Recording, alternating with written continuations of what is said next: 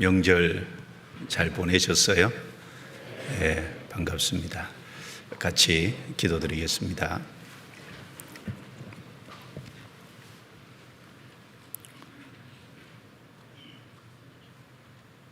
거룩하시고 은혜로우시고 자비로우신 우리 아버지 하나님, 허물과 죄 가운데 살아가던 저희들, 죄로 말미암아 심판과 영원한 형벌을 받아야 마땅한 저희들을 주님의 사랑과 십자가의 보혈의 능력으로 구원해 주시고 하나님의 거룩한 자녀로 삼아 주신 은혜 진정 감사합니다.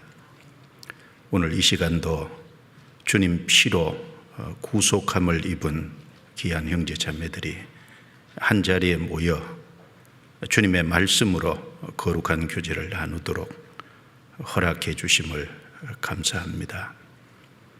이 시간이 우리 각 사람의 신앙에 유익이 될 수 있도록 도와주시옵소서. 하나님의 선하시고 기뻐하시고 온전하신 뜻이 무엇인 줄 깨닫도록 도와주시고, 이 말씀이 우리의 영혼의 양식과 힘과 용기와 위로가 될 수 있도록 도와주시옵소서. 이 말씀이 우리의 마음과 영혼 깊숙이 새겨질 수 있도록 도와주시옵소서. 금요일부터 진행될 주계 수양회를 위해서 기도합니다.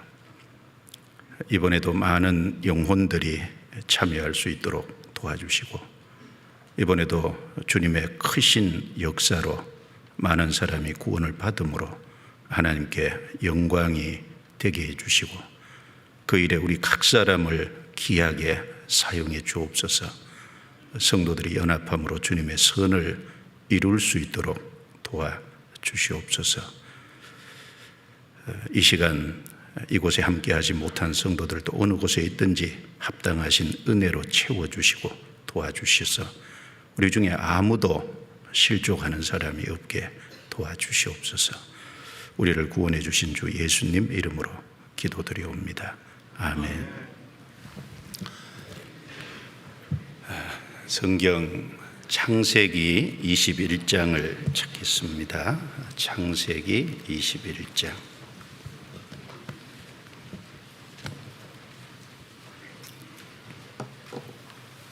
(21장입니다)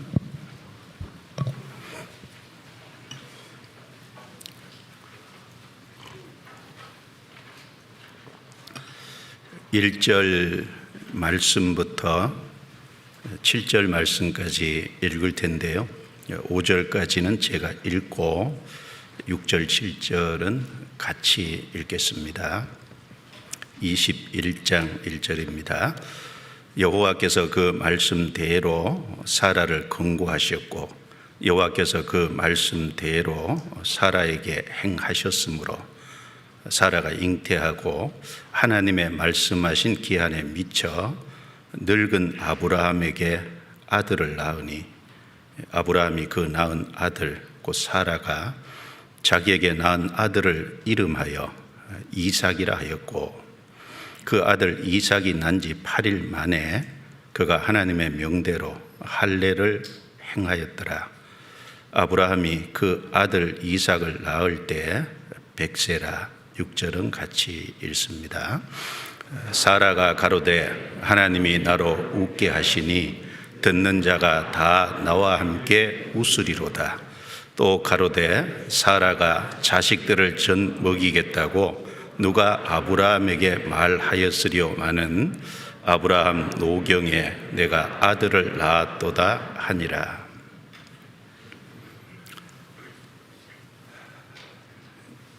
본문 말씀은 아브라함과 그의 아내 사라에게 하나님께서 아들을 주셨고 그 아들의 이름을 이삭이라고 지었다는 내용입니다. 이삭이라는 그 뜻은 웃음이라는 의미입니다. 결국 아들 이름을 웃음이라고 지은 겁니다. 여기는 아주 중요한 아주 의미가 담겨 있을 겁니다. 6절, 7절 내용은 그 아들을 낳은 사라가 간증하는 그 간증이라고 생각하시면 될 겁니다. 그 중에 7절을 먼저 보시면 또 가로되 사라가 자식들을 젖먹이겠다고 누가 아브라함에게 말하였으리요 하는 아브라함 노경에 내가 아들을 낳았도다 하니라.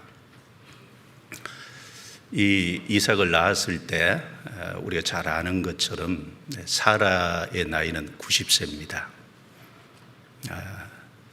그리고 이 사라는 이미 경수가 끊어진 상황이고 폐경이 된 상황입니다. 그리고 이때 아브라함의 나이는 아브라함의 노경이라고 했고 또 5절에는 구체적으로 100세라고 말씀을 하고 있습니다.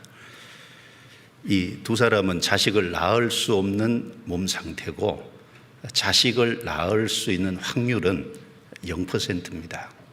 사실 모두가 불가능하다고 여기는 아무도 꿈꾸지 않았을 그때 하나님은 아브라함과 사라에게 이삭이라는 그 자식을 주셨습니다. 그래서 6절에 이 사라가 이렇게 말하는 거죠. 하나님이 나로 웃게 하시니 듣는 자가 다 나와 함께 웃으리로다. 여기 사라는 고백하기를 하나님이 나로 웃게 하셨다라고 고백을 하고 있습니다. 물론 여기 웃음은 좋은 웃음입니다. 그리고 이 웃음은 마음에 기뻐서 마음 깊은 곳에서 터져 나오는 주체할 수 없는 기쁨입니다. 그리고 이것은 감동과 감격에서 나온 웃음이 틀림없고 무엇보다도 이것은 신앙적인 웃음입니다. 세상적인 육신적인 웃음과는 비교가 되는 신앙에서 믿음에서 나온 웃음이고요.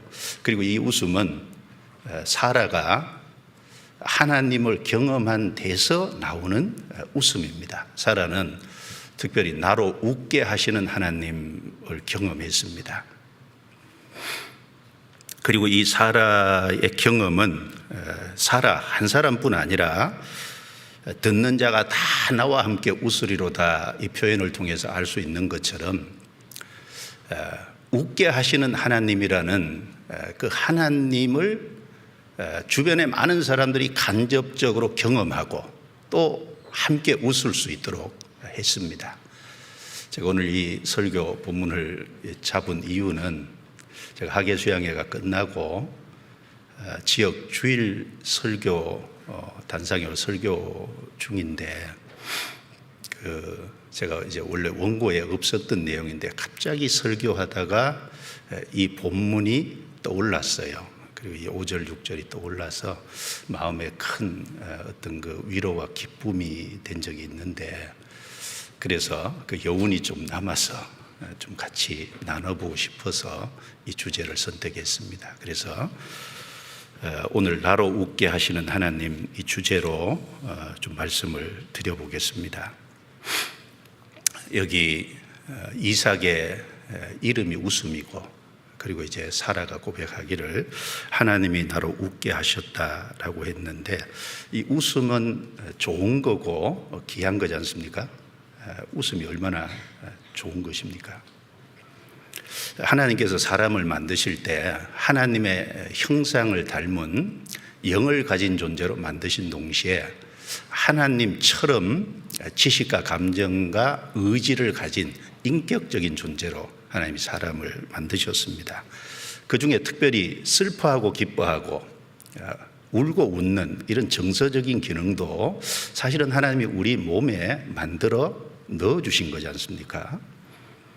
그러므로 웃음은 좋은 것이고 귀한 것이고 나아가서 이 웃음은 틀림없이 창조주 하나님이 피조물인 인간에게 주신 선물일 겁니다. 웃음은 선물입니다. 이 사람이 나이가 들어가고 죽음이 가까울수록요 변화되는 것이 많이 있는데 그 중에 하나가 숨 쉬는 일이라고 하더라고요. 이 어린아이 때는 숨을 쉬는데 배가 볼록볼록 나오도록 쉬잖아요. 어제 이제 조카가 집에 이제 아기를 저녁 늦게 잠깐 맡기고 가서 그 아기하고 좀 시간을 보냈는데 숨 쉬는 거 보니까요, 정말 배가 볼록볼록 이렇게 나오더라고요. 근데 나이가 들어가면 바뀌어지는 것이 이제 숨이 위로 올라가잖아요. 나중에는 가슴으로 쉬고, 그리고 더 나중에는 목으로 쉬고, 결국은 숨이 빠져나가서 결국은 죽는다, 이렇게 말합니다. 웃음도 마찬가지 같아요. 어린아이 때는 잘 웃죠. 그래서 이제 웃는 것도 까르르 하고 잘 웃습니다. 근데 나이가 들면 웃음이 사라지고, 죽을 때가 임박하면 웃지 않잖아요. 그리고 결국은 사람이 죽습니다. 그래서 이제 통계를 누가 내봤는데, 그 어린아이 때는요, 하루에 한 400번 정도 웃는데요. 근데 어른은 하루에 6번밖에 안 웃는답니다. 400번이 6번으로 줄은 거예요. 그리고 아이들이 웃는 거 보면요, 특별한 내용이 아닌데도 웃어요. 그리고 웃는 내용을 보면, 어린아이가 사춘기 되는 이렇게 청소년들 보면 특별한 내용도 아니잖아요. 그리고 웃는 모습도 보면요, 막 대굴대굴 구르면서 웃기도 하고 방방 뛰면서 웃기도 하고, 그러니까 건강하잖아요. 그런데 이제 나이가 들면서 실제로 이제 웃음이 줄어들고 웃을 일이 사실 별로 없죠. 그리고 결국은 이제 웃음도 잃고 건강도 잃고 결국은 이제 죽음에 이르게 됩니다. 결국 조금 지나친 말 같기는 하지만, 사람은 웃음이 끊어져서 죽는다, 이렇게 말해도 과언은 아닌 것 같습니다. 자, 웃음은 사람을 건강하게 한다고 합니다. 제가 좀 찾아보니까요, 의학적인 측면에서 웃음은 질병 예방과 치료에 도움이 된다라는 거 잘 알고 계실 겁니다. 이 사람이 한번 크게 웃으면요, 몸속의 근육 650개 중에 321개가 움직인답니다. 그래서 인체 근육의 3분의 1이 움직이는 웃음을 1분 동안 실컷 웃으면 에어로빅 10분, 조깅 10분, 그리고 이 자전거 10분 타는 이런 아마 효과가 있다고 합니다. 그리고 이제 얼굴에 살짝 미소를 짓는 것도 얼굴 근육이 한 15개 된다고 하는데, 얼굴 근육 15개만 움직이는 것이 아니라 훨씬 몸에 더 많은 근육이 실제로 움직인다고 합니다. 웃을 때 1000억 개가 되는 뇌세포를 좀 자극을 하니까 사람 몸에 좋은 영향을 미친다고도 말을 합니다. 그리고 우리 몸에는 이제 교감신경하고 부교감신경이라는 두 가지 자율신경이 있는데, 이 감정이 우울하고 초조하고 분노하고 짜증나고 뭐 이런 그 두려움이 있고, 이런 감정은 주로 교감신경을 자극을 해서요, 심장에 무리를 주고 결국은 이제 심장을 병들게 한답니다. 그런데 웃음은 부교감신경을 자극해서요, 사실은 심장을 천천히 뛰게 만들고, 그리고 이제 심장병 예방에 상당히 도움이 된다, 이렇게 적혀 있는 걸 봤습니다. 그리고 스트레스도 진정되고, 그리고 혈압도 낮아지고, 그리고 혈액 순환에도 도움이 된다라고 얘기를 합니다. 그리고 이제 그 실제로 소화액 분비를 촉진을 시켜서 식욕에 도움도 주고 면역력도 높여준다, 이런 보고가 있습니다. 그래서 이 웃는 것을 보니까 15초 동안 아주 박장대소하고 손뼉 치고 웃는 경우 있잖아요. 이렇게 하면은 100m 전력 질주한 운동 효과가 있다, 이렇게 말을 하고요. 한번 크게 웃으면 윗몸 일으키기 25번의 효과가 있대요. 윗몸 일으키기 25번 하지 마시고 한번 크게 웃으시면 좋겠어요. 그리고 한번 크게 웃으면요, 나룻배를 타고 노를 3분 정도 아주 세차게 젓는 그런 이제 운동 효과도 있다고 하고요. 그리고 이제 팔을 활짝 펴고 호탕하게 이렇게 웃으면 온몸의 신진대사가 원활해지고 통증도 억제되고 심지어 몸의 염증도 이제 치료하는 이제 그런 효과가 있다고 합니다. 꼭 좋아서 웃는 것만 아니라요, 마지못해서 억지로 웃는 것도 도움이 된다고 합니다. 왜냐하면 우리 뇌는요, 가짜인지 진짜인지 구별을 못한대요. 그래서 억지로 웃어도 한 90% 정도는 효과가 있다, 이렇게 말합니다. 자, 이런 여러 가지 것을 종합해 볼 때 웃음은 정말 좋은 것이고, 그리고 귀한 것이고, 하나님이 사람에게 주신 선물임에 아마 틀림이 없습니다. 그런데 문제는 죄로 말미암아 인간이 그 참된 웃음을 잃어버렸다라는 것이 문제가 될 거예요. 이 에덴 동산에서는 아담이 범죄하기 이전에 아마 정상적인 웃음이 있었을 겁니다. 그러나 범죄한 이후에 그 참된 웃음이라는 것을 실제로 잃어버리게 된 겁니다. 아담이 범죄한 이후에 하나님이 아담을 찾아오셔서 내가 어디 있느냐라고 물을 때 아담이 대답하기를 내가 벗었으므로 두려워하여 숨었나이다 라고 대답을 했습니다. 벗었다고 대답했고, 두렵다고 대답했고, 숨었다고 대답했고, 그 감정을 한번 생각해 보세요. 얼마나 불안하고 초조하고 두렵고, 이제 결국은 진정한 웃음을 잃어버린 거죠. 그리고 하나님이 징벌을 하셨잖아요. 하와는 잉태와 출산의 고통을 겪어야, 남편의 다스림을 받는 고통을 겪어야 됐습니다. 우리 결혼하신 여자분들 가장 힘든 일이 뭐예요? 남편 때문에 제일 힘들죠. 남편의 다스림을 받는 고통. 그리고 남자에게는 얼굴에 땀이 흘려야 식물을 얻는, 그리고 가족 부양의 책임. 남자들에게 가장 힘든 것 중에 하나는 가족 부양의 책임일 겁니다. 그게 이제 남자의 마음을 부담스럽게 하고 힘들게 하고 그런 것이 틀림없이 있습니다. 인간은 범죄로 말미암아 결국은 그 진정한 웃음을 잃어버렸고, 그래서 아담의 후손으로 태어난 모든 사람은, 즉 아담 안에 있는 모든 사람은 그 웃음을 잃어버린 겁니다. 우리들 세상에서 웃을 일이 별로 없다, 이제 그런 표현들 자주 하잖아요. 실제로 우리가 주변을 돌아보면 경제적인 것도 참 웃을 것이 없고, 그리고 정치적인 것을 봐도 그렇고, 남북 관계를 생각했을 때도 그렇고, 뉴스 시간에 뉴스를 보고 있으면 답답한 마음이 들잖아요. 그 편한 마음이 아니에요. 웃을 일이 별로 없죠. 물론 세상에서도 웃는 일이 있어요. 그런데 그 세상에서 웃는 그 웃음은 마음과 영혼 깊숙이에서 올라오는 그 기쁨에서 터져나오는 그런 웃음은 아니잖아요. 그건 잠시 있다가 없어질 그런 웃음에 불과합니다. 그런 육신적이고 세상적인 웃음을 가장 많이 웃은 사람이 있다면 아마 솔로몬이지 않을까, 그런 생각도 좀 해봤습니다. 왜냐하면 그 전도서 2장에 보면 하나님께서 솔로몬에게 시험적으로 자기를 즐겁게 하도록 아무것도 금하지 않고 다 하도록 하셨어요. 그래서 솔로몬은 사업도 크게 했죠. 그리고 은근과 왕들이 좋아하는 보배를 많이 모으고 쌓았어요. 그리고 노래하는 남녀를 가까이 둬서 또 웃도록 했습니다.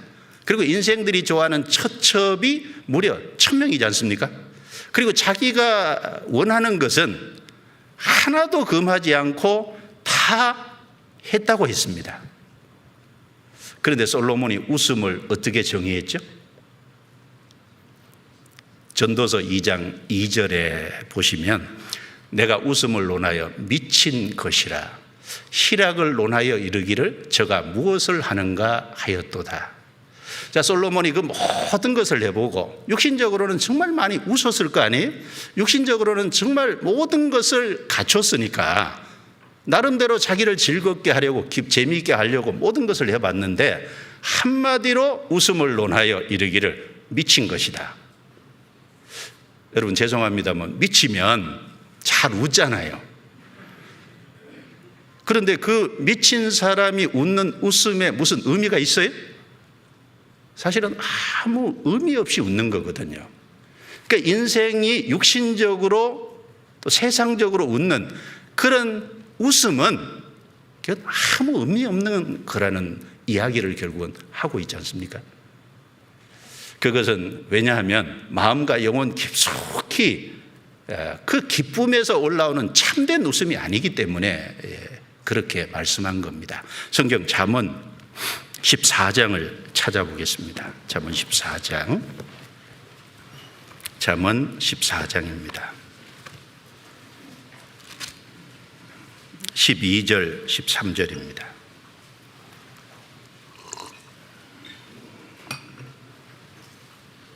잠언 14장 12절 13절 같이 읽겠습니다.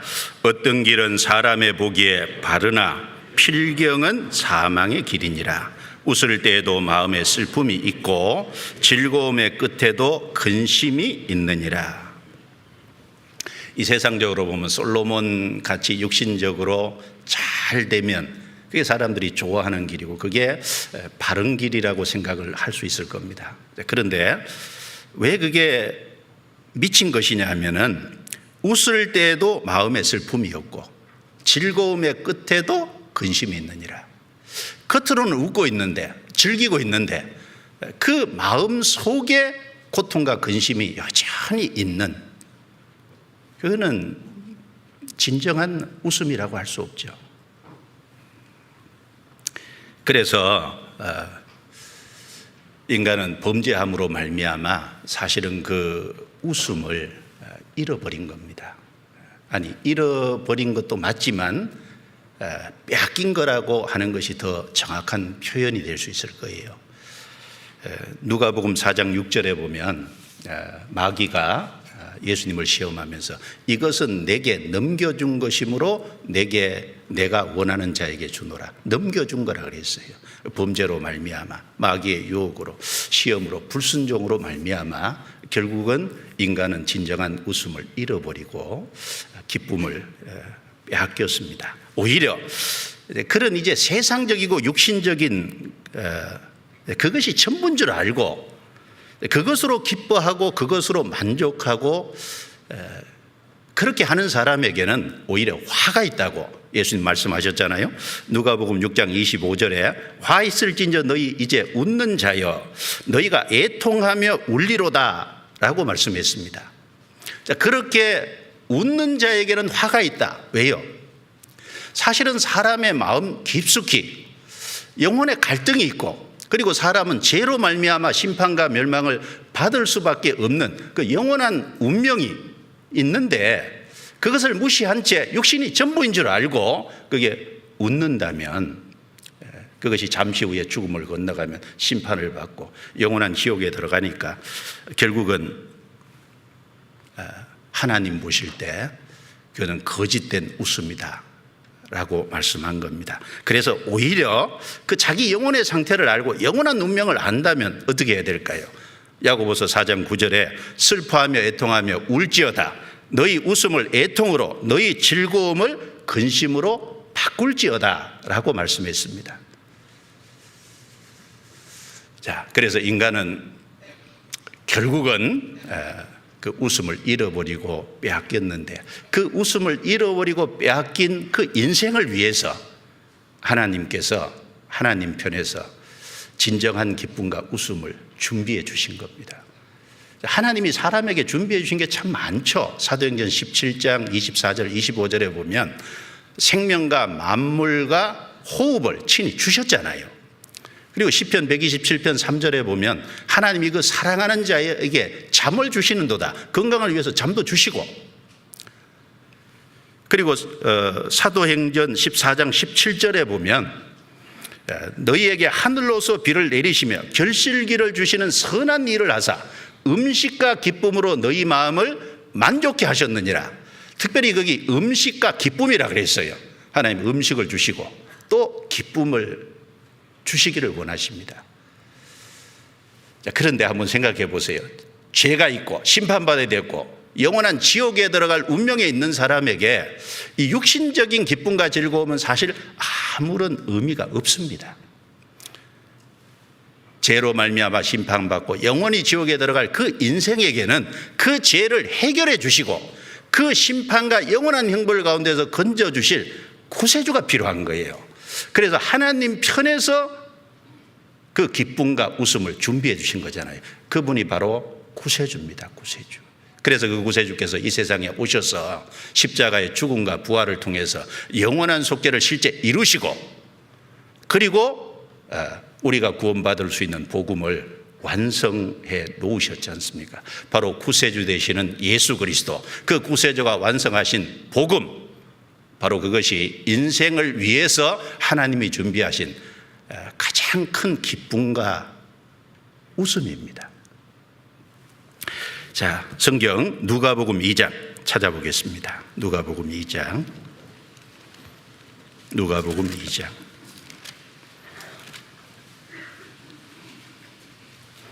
10절 11절입니다. 10절 11절.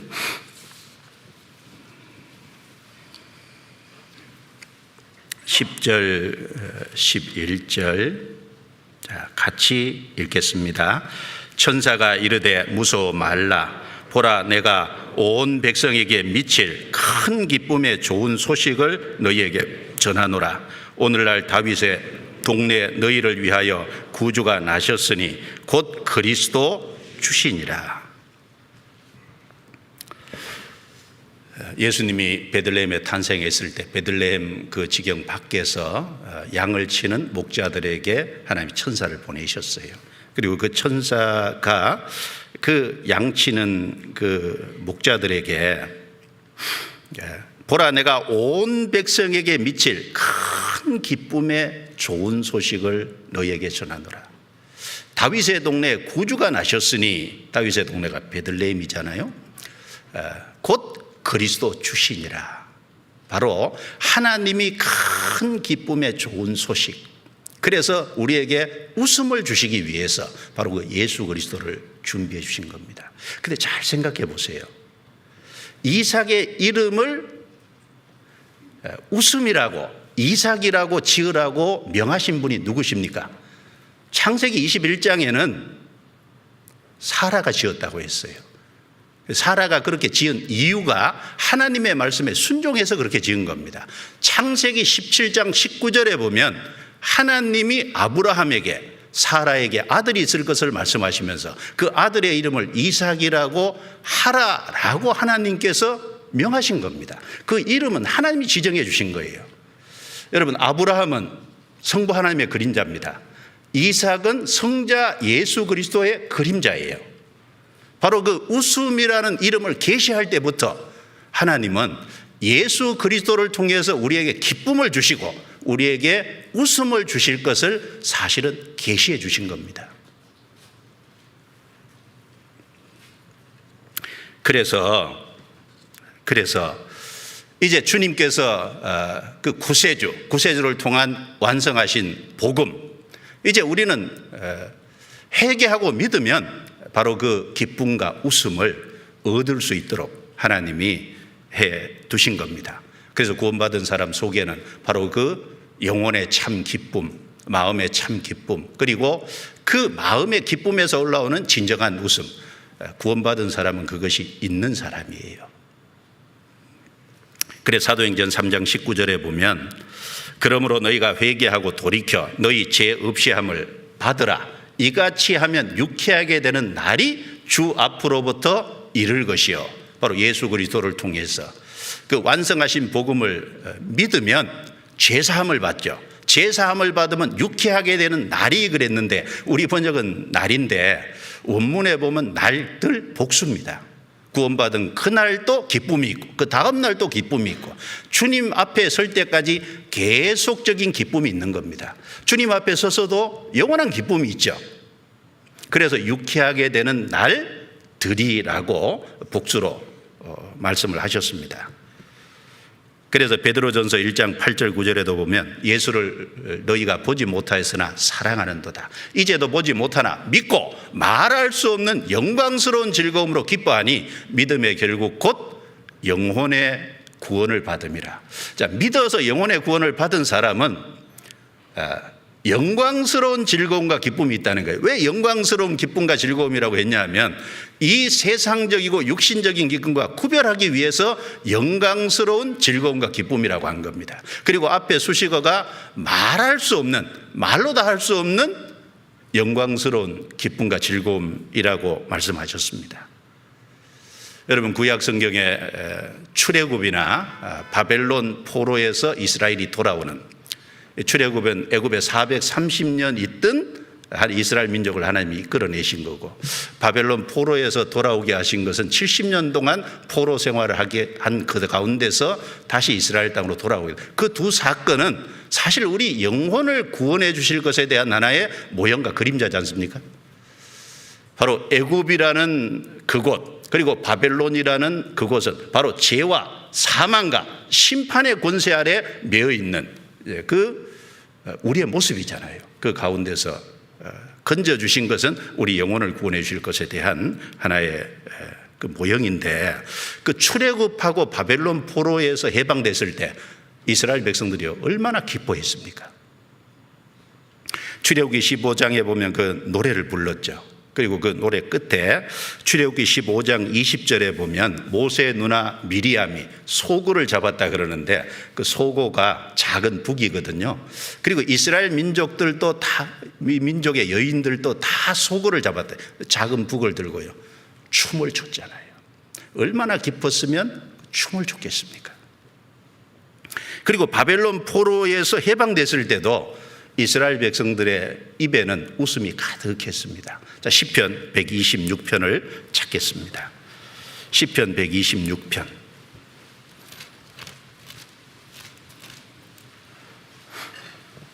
1에서 3절입니다.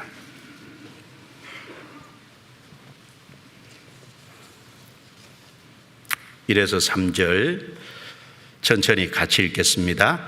여호와께서 시온의 포로를 돌리실 때 우리가 꿈꾸는 것 같았도다. 그때 우리 입에는 웃음이 가득하고 우리 혀에는 찬양이 찼었도다. 열방 중에서 말하기를 여호와께서 저희를 위하여 대사를 행하셨다 하였도다. 여호와께서 우리를 위하여 대사를 행하셨으니 우리는 기쁘도다. 여기 시온의 포로, 바벨론 포로에서 해방을 말하죠. 그럴 적에 우리 입에는 웃음이 가득했다고 했어요. 그리고 3절에는 우리는 기쁘도다라고 말했습니다. 그 마음과 영혼 속에 기쁨이 있고, 그리고 거기서부터 터쳐나오는 이제 입의 웃음입니다.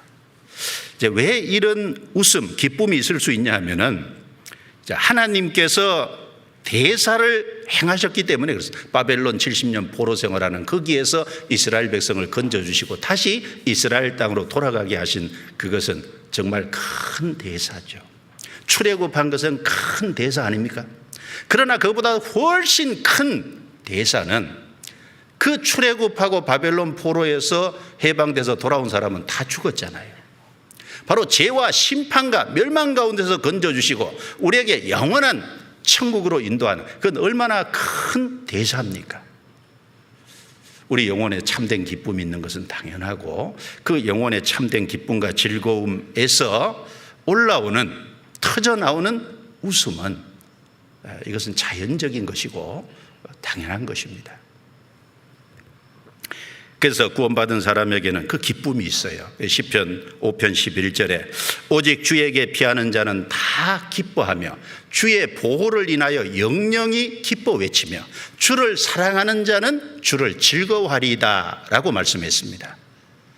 자, 주에게 피하는 자, 구원받은 사람은 주님께 자기를 의탁하고 피한 사람이죠. 다 기뻐할 것이다. 그리고 주의 보호로 인해서 영영이 기뻐 외칠 것이다. 영원한 기쁨입니다. 그리고 주를 즐거워하리이다 한 구절 안에 3번씩이나 반복을 하고 있습니다. 그래서 구원받은 사람의 그 기쁨이 와 있기 때문에 데살로니가 전서 5장 16절에 항상 기뻐하라. 쉬지 말고 기도하라. 범사에 감사하라. 이는 그리스도 예수 안에서 너희를 향하신 하나님의 뜻이니라. 항상 기쁘다가 아니죠. 자연적으로 기쁘다가 아니고 기뻐하라 그랬어요. 왜? 그 영혼의 그 마음에 참된 기쁨과 웃음을 줬잖아요. 그러니까 이제 그걸 다시 일깨우고 그 은혜를 다시 생각하면 웃을 수밖에 없잖아요. 기뻐할 수밖에 없잖아요. 그래서 기뻐하라는 명령입니다. 그래서 구원받은 사람이 육신적으로 가진 것이 없을지라도, 이 사방을 둘러봐도 꽉 막혀 있을지라도 그 영혼에 참된 기쁨이 있는 사람은 웃을 수 있다는 거예요. 그 대표적인 예가 누굽니까? 하박국 선지자잖아요. 하박국서 3장 17절 18절에 보면 비록 무화과 나무가 무성치 못하며 포도나무에 열매가 없으며 감람나무에 소출이 없으며 밭에 식물이 없으며 우리의 양이 없으며 외양간에 소가 없을지라도 나는 여호와로 인하여 즐거워하며 나의 구원을 하는 하나님을 인하여 기뻐하리로다 라고 고백하고 있잖아요. 자, 없는 거 투성이죠. 거기 보면 무화과나무, 포도나무, 감람나무 열매가 없어요. 밭에 식물도 없어요. 양과 소도 없어요. 모든 것이 다 사라졌어요. 여러분, 그 내용은 바벨론이 침략해서 이스라엘을 함락시킴으로 말미암아 전쟁의 폐허를 얘기한 겁니다. 여러분, 전쟁은 비참한 거죠. 그리고 고대 세계 전쟁은 모든 것을 다 빼앗아가고 전리품으로, 그리고 모든 사람을 포로로 잡아가지 않습니까? 아무것도 남는 것이 없어요. 자, 하박국은 아무것도 남는 것이 없고 모든 것을 잃어버렸지만, 그러나 하박국에게 있는 것이 있죠. 무엇이 있습니까? 하나님이 계시죠. 그리고 하박국이 구원받은 그 사실이 있잖아요. 그래서 하나님으로 인해서, 자기 구원으로 인해서 즐거워하고 기뻐할 것을 이야기하고 있습니다. 우리 형제 자매님들, 재물이 없습니까? 아파트가 없습니까? 비트코인이 없습니까? 건강을 잃어버렸습니까? 그래도 우리 영혼에 참된 기쁨과 만족을 주신 거예요. 우리는 어떤 상황과 환경에 놓일지라도요, 웃을 수 있는 사람입니다. 그 은혜를 일깨우면 웃을 수 있는 사람이에요. 누가복음 16장에 부자는요, 자색옷과 고운 베옷을 입고 날마다 홀에 연락하잖아요. 그러나 그 집 앞에 있는 거지 나사로는요, 옷도 다 떨어진 거 입었겠죠. 그리고 먹을 것이 없어서 주인의 대문에 누워서요, 그 떨어지는 것으로 자기 배를 채우려 했습니다. 나사로에게 아무것도 없는 것처럼 보이죠. 그런데 나사로에게 가장 귀한 것이 있잖아요. 하나님이 계시고, 나사로라는 이름의 뜻이 하나님은 나의 위로자지 않습니까? 구원을 받았기 때문에 하나님을 위로로 삼고 있는, 그러니까 그런 상황에서도 웃을 수 있는 겁니다. 그것이 구원받은 사람의 모습일 겁니다. 자, 그리고 하나님이 그 구원받은 사람을 위해서 영원한 천국, 영원한 기쁨과 즐거움을 준비해 두셨지 않습니까? 자, 시편 16편입니다. 11절. 시편 16편 11절입니다.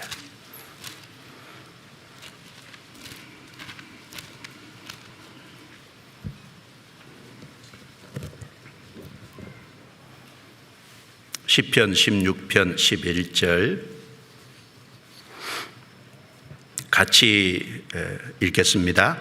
주께서 생명의 길로 내게 보이시리니 주의 앞에는 기쁨이 충만하고 주의 우편에는 영원한 즐거움이 있나이다.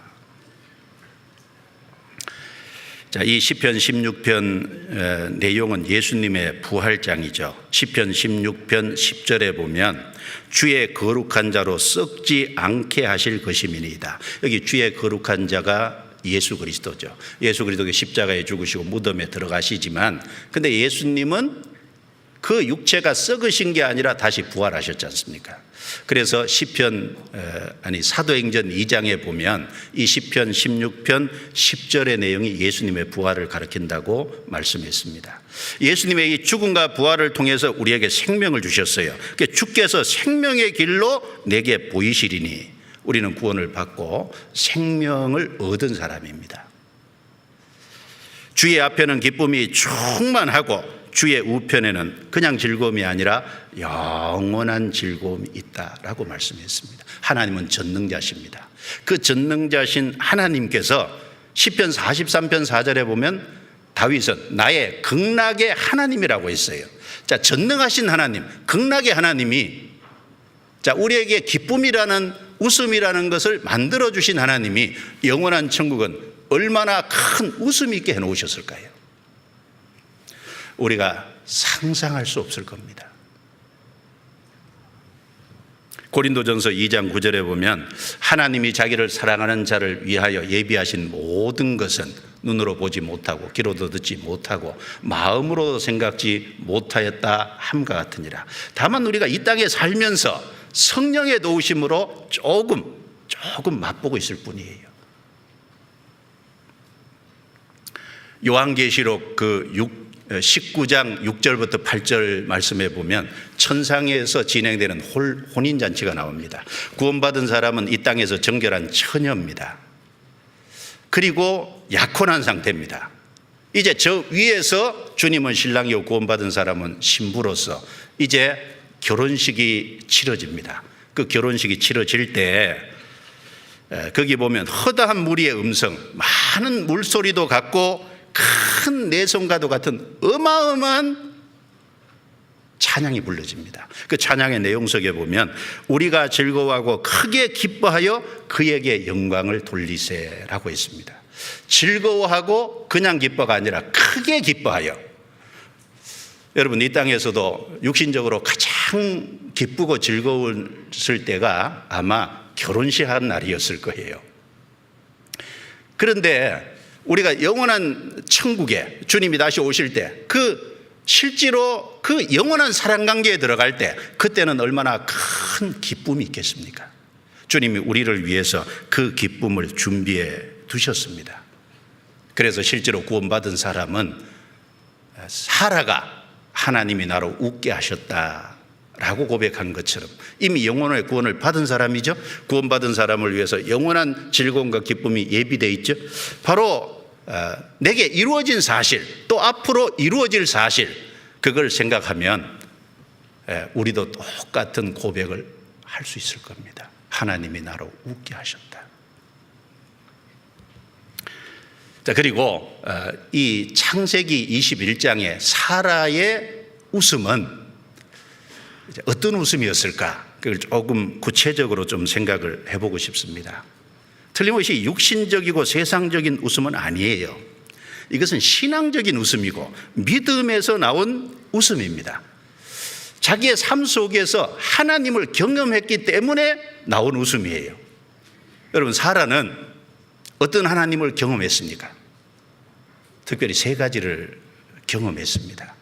첫 번째는 전능하신 하나님을 경험한 거예요. 그리고 두 번째는 말씀대로 이루시는, 약속하신 것을 반드시 지키시는 그 하나님, 언약의 하나님을 사실은 삶 속에 경험한 겁니다. 그리고 그보다 더 중요한 것은 생명의 하나님을 경험한 겁니다. 왜 이삭의 이름을, 즉 아브라함의 아들 그 태어난 이삭, 하필이면 웃음이라고 이름을 짓게 하셨을까요? 그것도 분명하죠. 첫 번째는 전능하신 하나님이라는 걸 확실히 나타내는 아들이잖아요.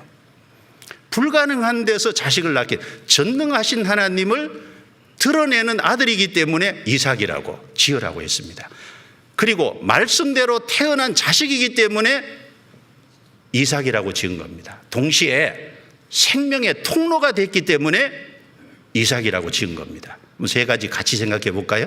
자, 창세기 17장 찾아보겠습니다. 창세기 17장.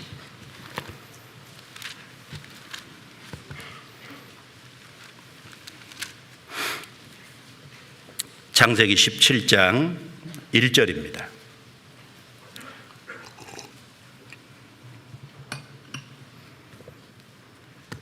(17장 1절) 아브라함의 99세 때에 여호와께서 아브라함에게 나타나서 그에게 이르시되, 같이 읽을까요? 나는 전능한 하나님이라. 너는 내 앞에서 행하여 완전하라. 이 창세기 17장 1절 이전에는요, 하나님이 사람에게 자기를 전능한 하나님이라고 계시한 적 없어요. 따로 계시한 적이 없이 이것이 가장 처음입니다. 아브라함 99세 때 나타나서 나는 전능한 하나님이라, 너는 내 앞에서 완전하라. 그러면서 그 뒤 내용을 보면 아브라함을 아브라함이라고 고쳐주셨어요. 무슨 의미입니까? 아브라함은 그냥 압이라는 의미예요. 그런데 아브라함은 열국의 아버지라는 의미예요. 자, 육신적으로는 이스라엘 민족의 조상이죠. 근데 왜 열국의 아버지라고 했을까? 그가 하나님을 믿어서 믿음의 조상이 될 것을 여기 나타내기 위해서 이름을 바꿔주신 겁니다. 그리고 그 뒤에 보면 사레를 사라로 바꿔주셨어요. 사레는 어미라는 말입니다. 그런데 사라는 열국의 어머니라는 말이 역시 믿음의 조상이죠. 모든 믿는 여인의 조상입니다. 그런 의미로 사라로 바꿔주셨어요. 그리고 자식을 주겠다고 하죠. 15절 하나님이 또 아브라함에게 이르시되 내 아내 사레는 이름을 사레라 하지 말고 그 이름을 사라라 하라. 내가 그에게 복을 주어 그로 내게 아들을 낳아주게 하며 내가 그에게 복을 주어 그로 열국의 어미가 되게 하리니 민족의 열왕이 그에게서 나리라. 아브라함이 엎드려 웃으며 심중에 이르되 100세나 된 사람이 어찌 자식을 낳을까? 사라는 90세니 어찌 생산하리오 하고 아브라함이 이에 하나님께 고하되 이스마엘이나 하나님 앞에 살기를 원하나이다. 하나님이 가라사대 아니라 내 아내 사라가 정녕 내게 아들을 낳으리니 너는 그 이름을 이삭이라 하라. 내가 그와 내 언약을 세우리니 그의 후손에게 영원한 언약이 되리라. 자, 그래서 이 사라는 첫 번째는 전능한 하나님을 이삭을 출생함으로 사실은 인생에 경험한 게 되지 않습니까? 이 이삭을 불가능한 가운데 100세 그리고 90세 경수가 다 끊어지고 불가능한 상황에서 주셨다는 건 하나님이 전능자라는 것을 나타내신 거예요. 사라는 그걸 경험했습니다.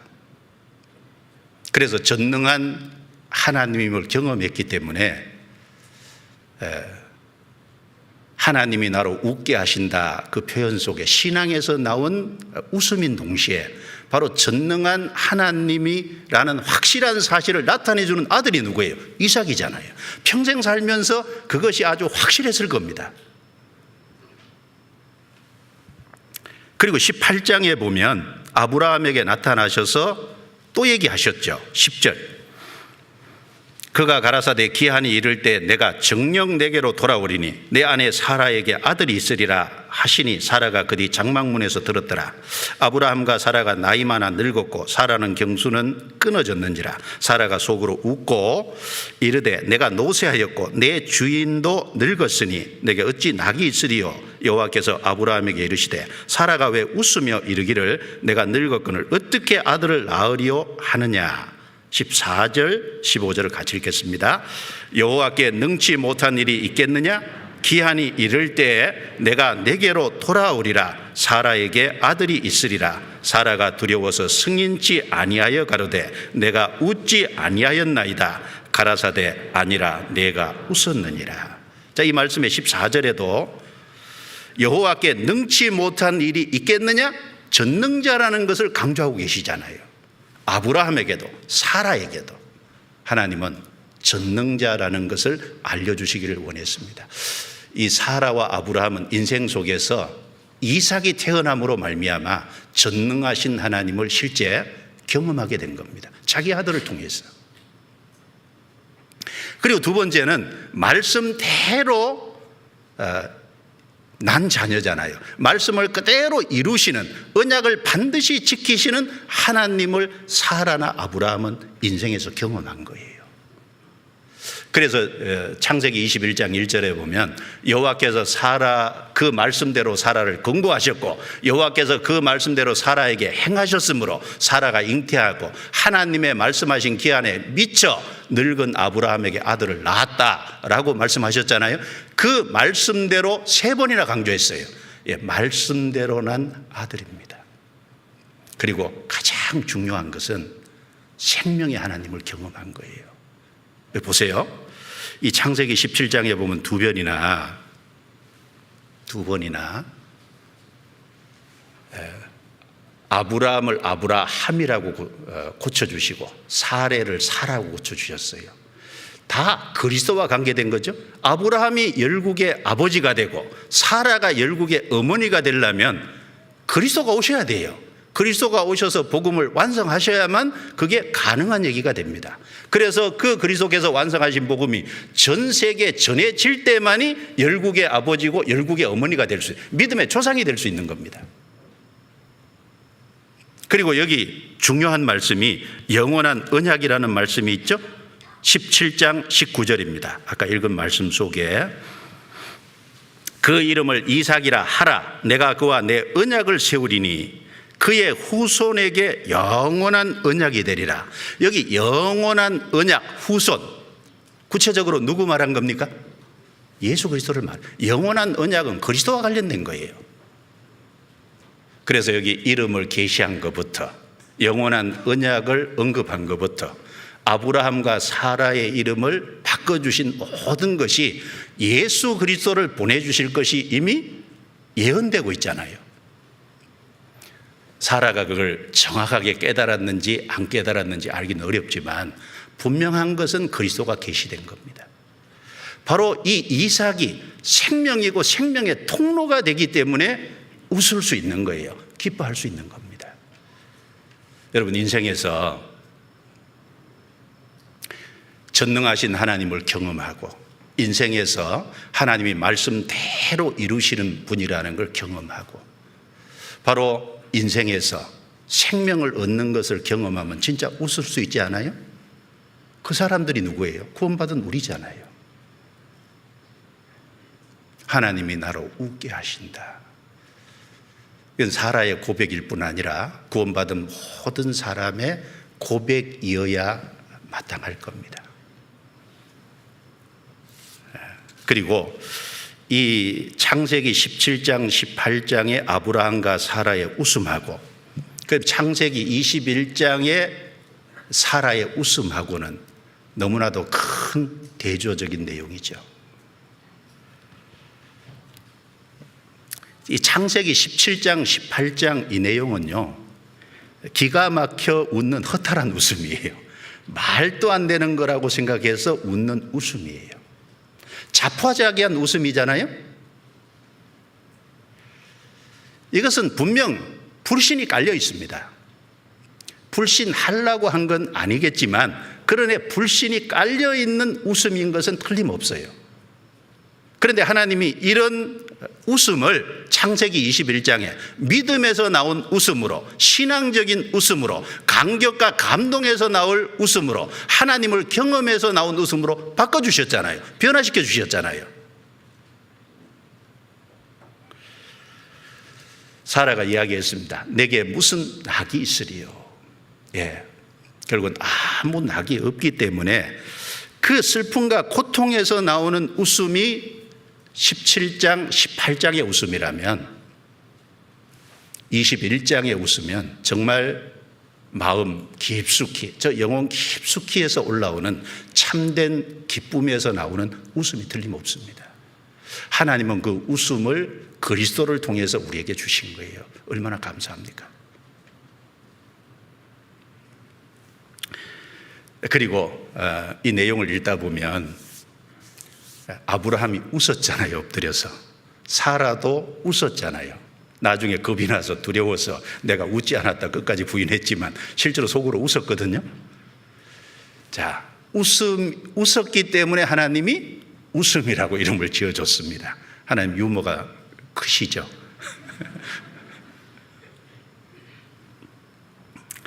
아브라함은 이 이삭, 사라는 이 이삭을 통해서 평생 살면서 이 아브라함과 이삭, 사라와 이삭을 하나님이 묶어두신 거잖아요. 마치 베드로와 닭을 묶어두신 것처럼 묶어두신 겁니다. 이 아브라함과 사라는 이삭을 볼 때마다 무슨 생각을 했을까요? 자신들이 의심하고 의문을 가지고 불신했던 그 자신들의 연약함을 아마 생각했을 겁니다. 자신들이 얼마나 어리석고 연약했는지. 자기의 연약함을 발견하고 겸손케 만들었겠죠. 그 이삭을 볼 때마다 결코 교만할 수가 없을 겁니다. 웃었거든요. 그리고 동시에 자기들의 의문과 의심을 하나님이 다 빼내주시고 하나님께서 참 믿음이 온전한 믿음, 견고한 믿음으로 만들어주시고 감격과 감동에서 나오는 기쁨과 웃음을 정말 웃도록 한 그것에 대해서 항상 감사하고 주님을 찬양하고 동시에 그것으로 인해서 더 하나님을 의지할 수 있었을 겁니다. 한쪽에서는 겸손케 만들고 한쪽에서는 주님을 더 의지하게 틀림없이 만들었겠죠. 언제요? 이삭을 볼 때마다. 이삭을 볼 때마다 전능하신 하나님이라는 게 떠올랐을 거고 이삭을 볼 때마다 말씀을 지키시는 하나님이라는 것이 떠올랐을 거고 이삭을 볼 때마다 생명의 하나님이라는 사실, 자기들에게 영원한 생명을 주실 것도 믿지 않았겠어요? 너무나 감사했을 겁니다. 우리는 그리스도를 통해서 그 모든 것을 삶 속에서 경험하고 삽니다. 자, 이제 구원받은 사람은 구원을 받음으로 웃게 됐고 또 영원한 즐거움을 예비해 놓으심으로 웃게 됐는데, 자, 구원받은 사람은 구원받은 그때부터 주님 앞에 갈 때까지 이 남은 생에 구원받은 이후의 신앙생활 속에서도 하나님이 웃게 해주시기를 원하죠. 하나님이 어떤 구원받은 사람 중에 어떤 사람을 웃게 만드실까요? 제가 몇 가지 좀 정리를 좀 해보면, 첫 번째, 믿음이 있는 자, 믿음으로 행하는 자를 하나님이 틀림없이 웃게 하십니다. 성경 로마서 4장입니다. 로마서 4장. 로마서 4장.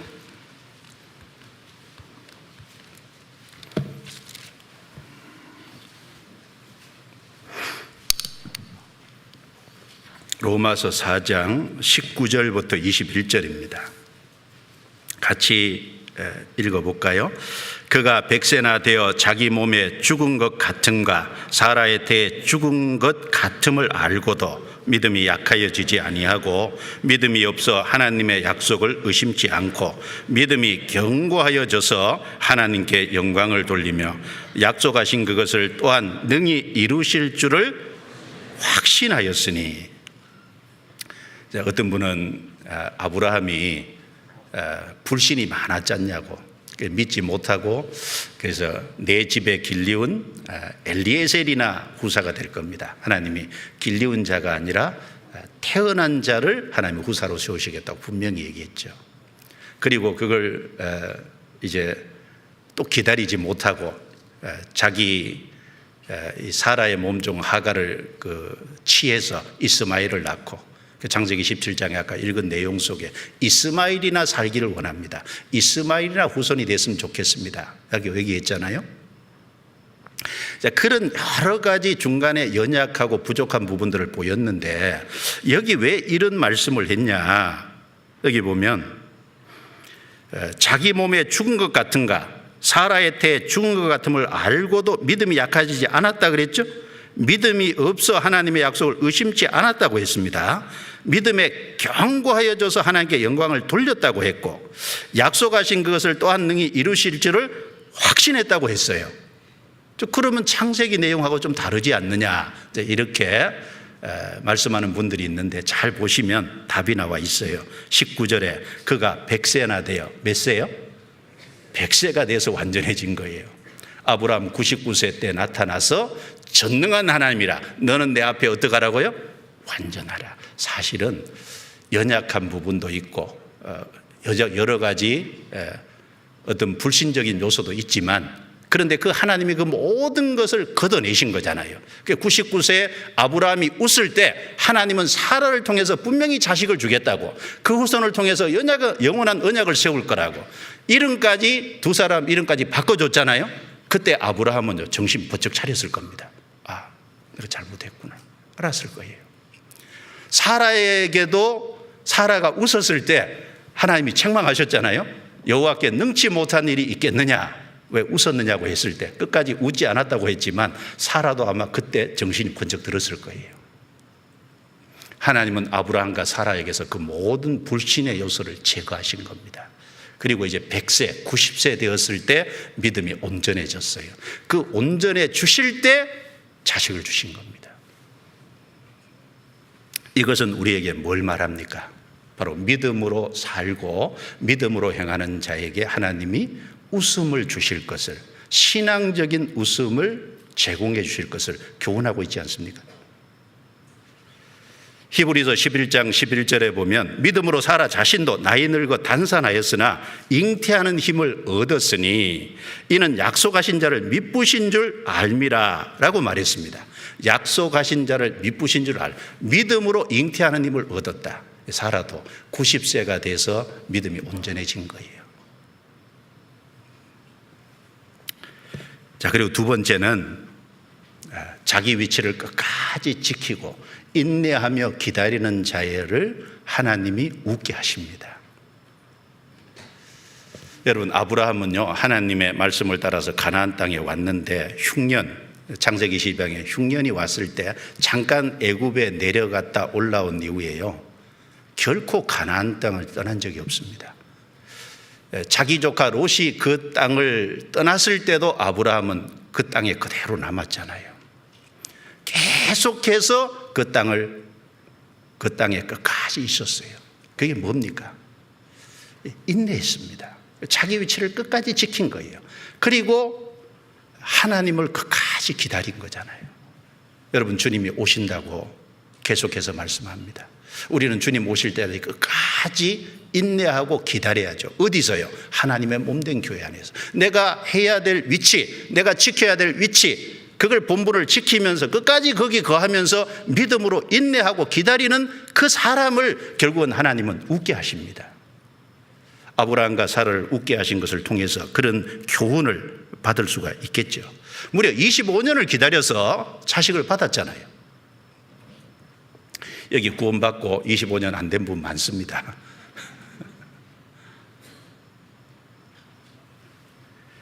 야고보서 5장 11절에요. 보라, 인내하는 자를 우리가 복되다 하나니 너희가 욥의 인내를 들었고 주께서 주신 결말을 보았거니와 주는 가장 자비하시고 긍휼히 여기시는 자시니라. 욥은 끝까지 인내했잖아요. 욥은 사실은 다 빼앗겼어요. 자식도 잃었죠. 재산도 잃었죠. 그 다음에 자기 건강도 잃었죠. 그 다음에 자기 주변에 자기를 가까이서 존경하던 모든 사람도 다 떠났잖아요. 자기를 가까이 둔 세 친구도 죄 때문에 그렇다고 욥을 공격하고 있잖아요. 욥은 사람도 다 잃었습니다. 자기 명예도 다 잃었어요. 모든 것을 잃었어요. 그런데 하나, 전능하신 하나님이 욥과 같이 계셨습니다. 욥은 끝까지 신앙은 지켰어요. 그렇지 않습니까? 하나님이 그 인내하는 욥을 축복해 주셨습니다. 그래서 욥기서에 보면 전능자라는 표현이 그렇게 많이 나오는 거예요. 욥은 인생 속에서 전능하신 하나님을 경험한 겁니다. 히브리서 10장 36절에 너희가에게 인내가 필요하면 너희가 하나님의 뜻을 행한 후에 약속을 받기 위함이라 라고 말씀했습니다. 우리에게 인내가 필요하죠. 주님 오실 때까지 교회 안에서 내 위치가 어딘지를 알고 거기에 끝까지 기다려야 돼요. 주님은 그런 사람을 웃게 하십니다. 그리고 또 어떤 사람을 웃게 하시냐면 신앙 때문에 고통받고 우는 자를 하나님은 웃게 하세요. 그냥 우는 거 말고 신앙 때문에 고통받고 우는. 여러분, 사라는요 신앙 때문에 고통을 받은 거 아닙니까? 아브라함이 사라를 통해서 자식을 주겠다는 그 약속을 믿고 그리고 그 태어나는 자식으로 큰 민족이 되게 하고 복의 근원이 되게 하겠다는 걸 아브라함만 믿은 게 아니라 사라도 믿었잖아요. 믿고 나와서 가나안 땅에 왔는데 25년이 지나도록 자식이 없었어요. 얼마나 큰 고통이 됐겠습니까? 그런데 왜 하나님이 사라에게 그런 어려움을 주셨을까요? 그런 어려움을 주신 것은 사라를 연단하고 단련하는 과정이었거든요. 연단과 단련의 과정입니다. 왜? 열국의 어머니가 되도록 하기 위해서, 믿음의 모든 여인들의 조상이 되도록 하기 위해서, 그러려면 연단하고 단련이 돼야 돼요. 여러분, 고대 세계에 자식을 못 낳는 것은 큰 수침입니다. 그래서 얼마나 고통이 됐으면요, 몸종 하가를 줘서 아브라함으로 말미암아 씨를 잇도록 그렇게 할 생각을 가졌겠어요. 물론 그 자체는 불신에서 나온 거지만 그 마음속에 큰 고통이 헤아려지잖아요. 그런데 그렇게 해서 하갈이 잉태하자마자 어떻게 했습니까? 자기 주인 사라를요 멸시했잖아요. 이 사라가요 너무너무 마음에 고통을 받은 거예요. 창세기 16장에 보면 이 사라가 화가 나서 하갈을 학대했다 그랬죠. 사라 성격이 그런 성격 아닙니다. 아닌데 학대한 거예요. 그러니까 사라가 도망가 버리지 않습니까? 아니, 하갈이, 죄송합니다. 하나님께서 다시 돌아가라고 해서 그 집에 다시 돌아갔죠. 그리고 이스마엘을 낳았어요. 자기 남편 아브라함이요 이스마엘이나 살기를 원하나이다. 그 말이면 이스마엘에게 모든 소망을 걸어두고 살아가는 그 모습을 볼 때 그 또 얼마나 큰 여인으로서 고통이 있었겠습니까? 자란 그런 모든 연단과 고통, 그리고 그런 어떤 의심이라든지 이런 것을 빼낸 후에 믿음이 완전하게 해서 결국은 이삭을 주셨잖아요. 그 모든 것이 연단하는 과정이었습니다. 연단받기 위해서, 단련받기 위해서, 열국의 어머니가 되기 위해서 결국은 그런 시련을 겪은 거예요. 하나님이 그렇게 통과하게 하신 겁니다. 그래서 사라를 웃게 하셨잖아요. 우리에게 뭘 교훈합니까? 신앙 때문에 고통받고 우는 모든 사람을 웃게 하실 것의 모형입니다. 욥도 신앙 때문에 고통받고 단련받아 하나님 웃게 하셨잖아요. 다윗도 고통받고 연단 단련을 위해서 그렇게 했잖아요. 웃게 했잖아요. 한나도 하나님이 고통을 주셨잖아요. 그런데 단련한 이후에 웃게 하셨습니다. 사무엘을 주셨어요. 자, 신앙 때문에 핍박받는 그것 때문에 우는 거라면 기뻐하고 즐거워하라고 말씀했잖아요. 하나님 반드시 웃게 하실 겁니다. 그래서 크게 웃게 하실 거기 때문에 누가복음 6장 23절에 보면 기뻐하고 뛰놀라라고 했어요. 교회 안에 있으면서 내가 해야 될 일 때문에 수고하고 고생하는 그것 때문에 우는 일이 있다면요, 하나님이 반드시 웃게 하실 겁니다. 시편 125편 5절 6절에 보면 눈물을 흘리며 씨를 뿌리는 나가는 자는 기쁨으로 거두리로다. 울며 씨를 뿌리러 나가는 자는 정녕 기쁨으로 그 단을 가지고 돌아오리로다. 여러분, 내가 교회 안에서 맡은 일에 충성하기 위해서 내가 몸에 힘들지만 순종해서 그래서 그 일을 하느라고 우는 게 있다면, 내게 맡겨진 직분을 감당하기 위해서 여러 어려움이 있지만 그 일을 끝까지 주님 보시기 때문에 주님을 기쁘시게 하기 위해서 일하고 수고하는 것이 있다면, 그 안에서 흘리는 눈물이 있다면 하나님은 반드시 그걸 갚아주실 겁니다. 시편 30편입니다. 시편 30편.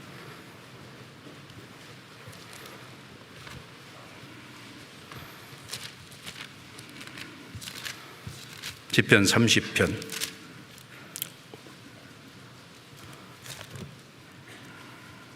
시편 30편 5절입니다.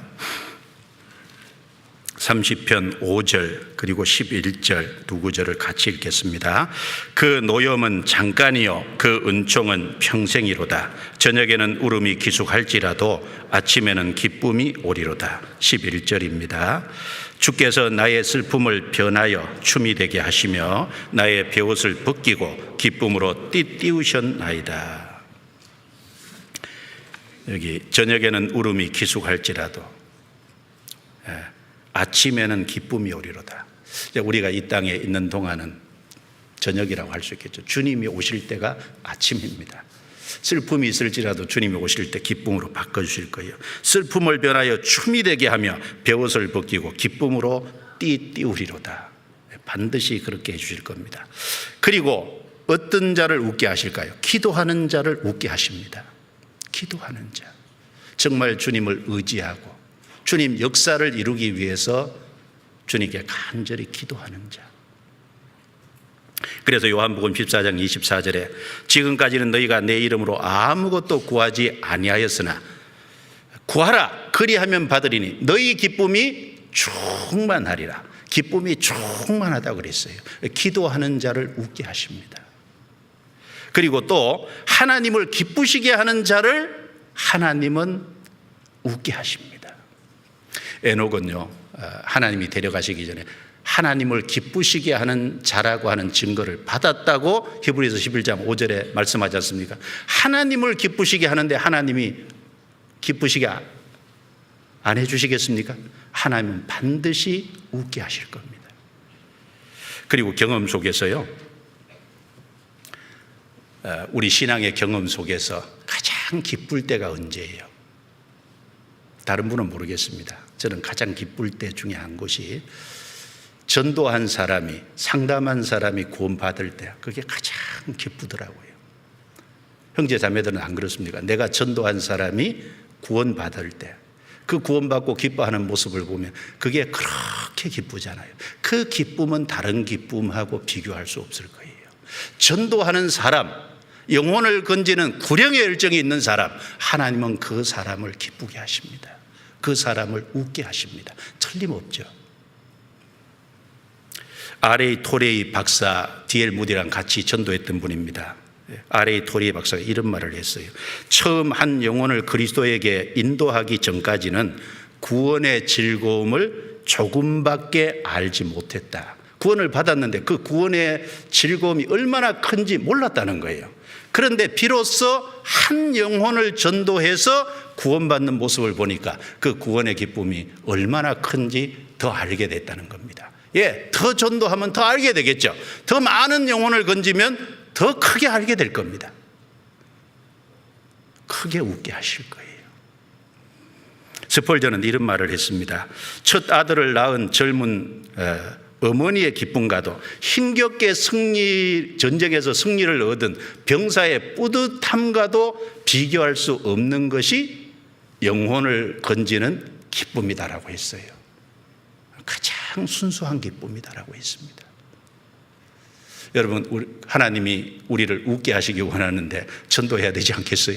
이번 주계 수양에도 우리가 해야 될 몫이 있을 겁니다.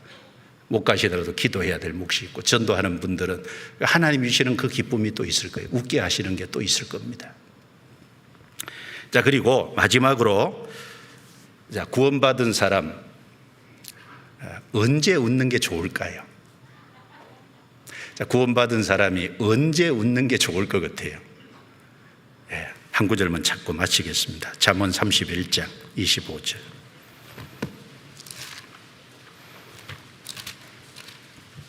잠언 31장 25절. 25절 같이 읽겠습니다.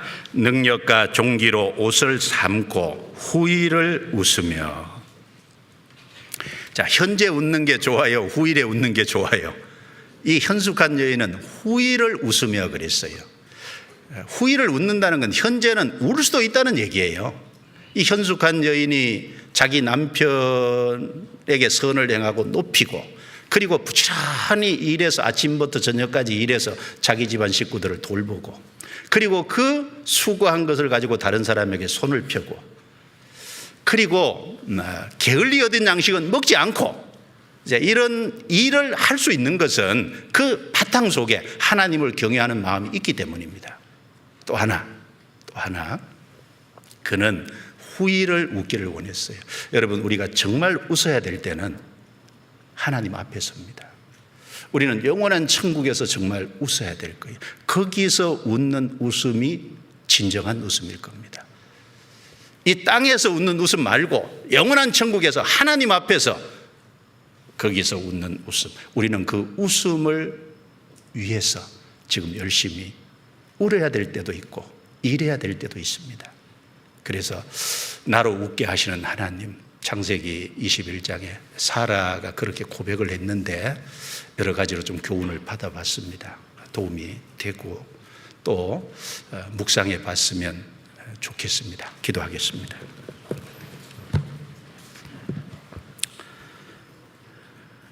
은혜와 사랑이 풍성하신 하나님 감사합니다.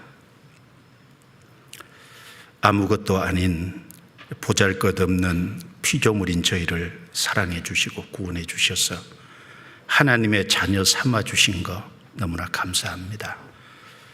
또 웃음이 없는 세상에서 우리 영혼에 참된 기쁨과 만족을 주심으로 그 영혼 깊숙이에서 올라오는 웃음을 웃을 수 있도록 도와주신 것도 감사합니다. 우리 나머지 생에도 하나님을 경험함으로 더욱 신앙적인 웃음을 웃을 수 있도록 붙잡아 주시고 주님 앞에 섰을 때 웃는 자가 될 수 있도록 다스려 주시옵소서. 금요일부터 있는 주계 수양에 주의 손에 부탁합니다. 이번에 귀한 역사가 나타나게 해주시고 아무 사고 없이 안전한 수양회가 되게 해주시고 구원의 큰 역사가 나타나게 도와주시옵소서. 그 일에 우리 각 사람을 귀하게 사용해 주옵소서. 우리를 구원해 주신 주 예수님 이름으로 기도드리옵니다. 아멘.